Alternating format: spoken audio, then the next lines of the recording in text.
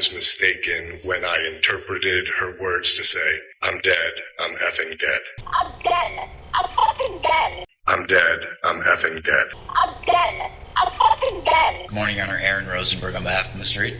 Morning. Good morning, Your Honor. Arthur Maravellis on behalf of Karen Reed.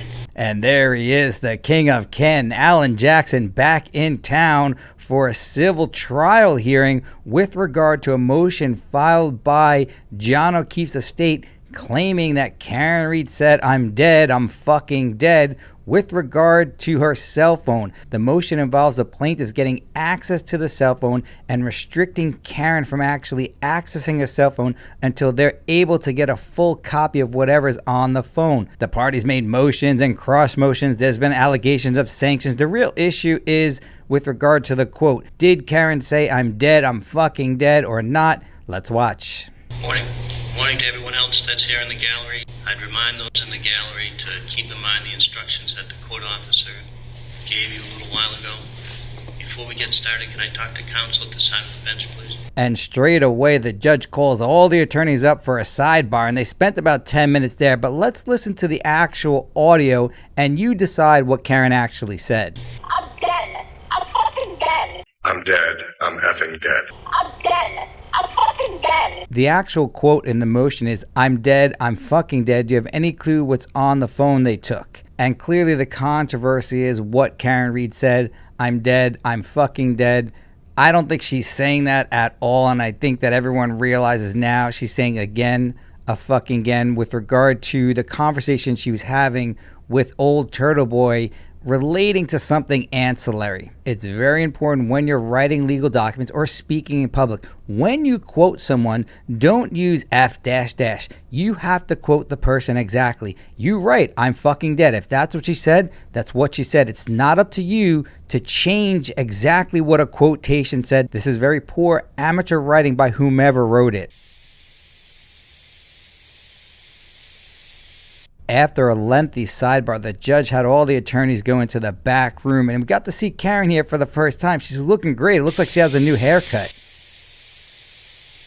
Oh yeah, she certainly does have a new haircut. She got her hair highlighted, looking good. Let's see who else is in court. Karen, as always, flanked by her father and mother in court. Well, look what the cat dragged in. Old Paul O'Keefe, brother of John O'Keefe. We know that during the criminal trials, he was hooking up with a little side piece, giving signals to her allegedly. I'm not sure if it's true or not, but that's his wife right there, sitting in court right next to him. It's not clear if Paulie Boy is sending out any signals to new girlfriends. We know in the previous trials he used to do that. Let's see if that happens today. It looks like Paulie Boy's wife is sitting right next to him, making sure he's not sending out any signals to any of his current girlfriends. Okay, it looks like we got the signal. The attorneys are heading back into the courtroom. Let's see what happens. All right.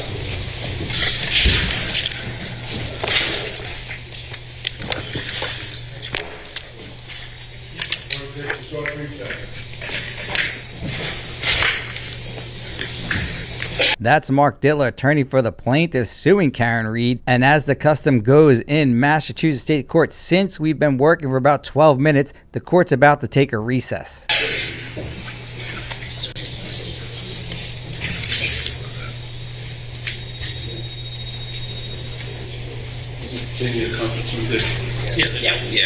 Looks like the attorneys are heading to the famous conference room B to probably work out some form of a deal, because the judge doesn't want to deal with these types of motions. Everyone's making motions for sanctions with regard to whatever was said. Obviously, she said what she said. You can easily figure out whether it's accurate or not. There's no real issue with regard to that. Most likely, they're going to come back with some form of a stipulation. Right outside the doorway. As we wait for those captains of industry to hammer out a deal, we get a great view of the ceiling. This courtroom is a lot nicer to the one that we're accustomed to, but I do miss that fan. All right, all the attorneys are back. Let's see what happens. So the parties have consulted, and I understand there's a consensus moving forward, hopefully. So Attorney Diller, why don't you set forth what's been agreed to? Your Honor, thank you for the opportunity to meet and confer. The parties have met and conferred. The agreement that we have in place is the plaintiffs are going to withdraw the current motion that's sitting before this court. Wow, excellent job by Karen Reed's team getting the plaintiff to withdraw their motion completely without having the judge intervene.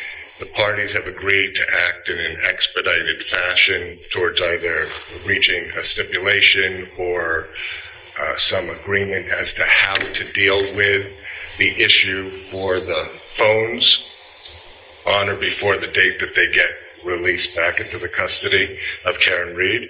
That's really the big issue, and I can understand the plaintiffs not wanting to have Karen access her phones before they can get a full download of everything that's on it. That's standard, that's reasonable, that should have been agreed to between the parties before wasting all of our time here. And we have agreed that we will continue to work in good faith towards that end. I also want to acknowledge to this court and to Ms. Reed that I was mistaken when I interpreted her words to say, "I'm dead, I'm effing dead."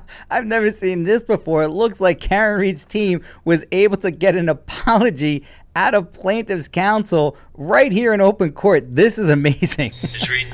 Your Honor, generally, that is the agreement that we've reached. The one clarification I would provide is that we are going to work in an expedited fashion to come up with an agreement for how the phones will be accessed and searched, etc. But that expressly is through our office, through Mr. Reed's counsel. Plaintiff's counsel is going to propose to us what they believe we should do to review and produce those documents, and we're going to try to agree on that kind of protocol. And absent an agreement, you'll come back. Correct, Your Honor. Okay, and the prior agreements relative to the extractions remain in place. And there's Karen Reed looking like a boss. Correct. Counsel for Ms. Reed have agreed, consistent with Great job by Karen on the coloring and slight curling of the new hairstyle. the order that I put in, that there'll be no deletion made from the phones, correct? That's correct, Your Honor. All right, so I'll just keep that order in place, and if you need my assistance, not that I did very much today, but if you need it the next time, let me know and we'll give you a date, okay? Thank you. Thank you, Your Honor. Thank you, Your Honor. Very much. And there you have it, the judge mandating that the phones not be accessed by Karen Reed in any manner that would delete anything off of them. Most likely the plaintiffs will get a complete download of both phones that are apparently not in Karen Reed's custody. However, Karen Reed's team with a complete win here. They got the plaintiffs to withdraw their motion without even fighting. And most amazingly, they got a public apology by plaintiff's counsel to Karen Reed. I also want to acknowledge to this court and to Ms. Reed that I was mistaken when I interpreted her words to say, "I'm dead, I'm effing dead." Well done by Alan Jackson and the rest of the team.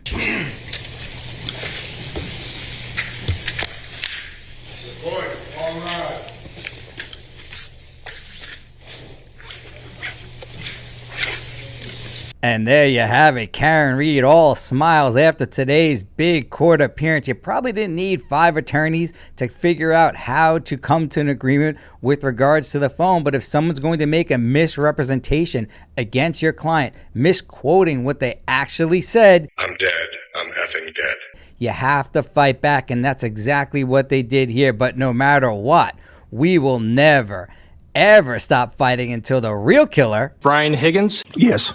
is brought to justice. This crime was very simple to solve because it took place within a very small area over a very short period of time with a very limited amount of suspects. One or more of these 10 people has to be the killer of John O'Keefe. That's how easy this is. Once you remove the kids and the McCabe's, you're down to just 3 suspects: Brian Albert, Higgy Bear, and Chloe. Since Chloe's a good dog, she didn't do it. I didn't do it. I'm a good dog. I didn't do it. So that leaves just 2 suspects, Brian Albert and Higgy Bear. But of the 2 Brians, only one had the means, motive, and opportunity to kill John O'Keefe. And that's our old cuddly but violent Higgy Bear. Once we had all the facts and didn't jump to conclusions, do you see how easy it was to solve this crime?